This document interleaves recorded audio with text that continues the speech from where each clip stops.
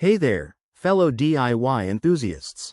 Welcome back to our channel, where we dive into the nitty-gritty of home appliances to keep your life running smoothly.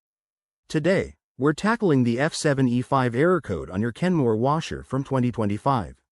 If you've ever stared at that blinking light wondering what's gone wrong, you're in the right place. Let's break this down step by step so you can get your washer back in action quickly. First off, what exactly is the F7E5 error? This code generally signals an issue with the motor or the control board in your Kenmore washer. It might pop up due to a communication breakdown between the machine's components, often caused by electrical glitches or wear and tear. Don't panic.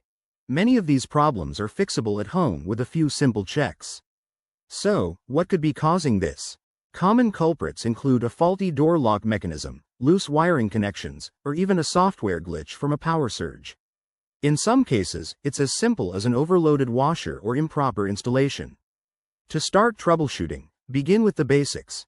Ensure your washer is properly plugged in and that there's no tripped circuit breaker. Next, check the door for any obstructions or damage. It needs to close securely for the machine to operate. If that doesn't do the trick, try resetting your washer.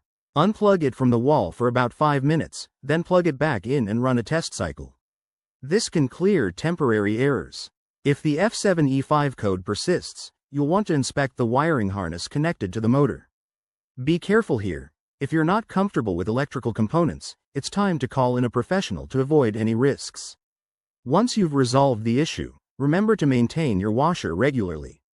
Clean the filters, avoid overloading, and keep an eye on any unusual noises. That way, you can prevent future errors and extend your appliance's lifespan. Thanks for watching. If this helped you out, give us a thumbs up and subscribe for more handy tips.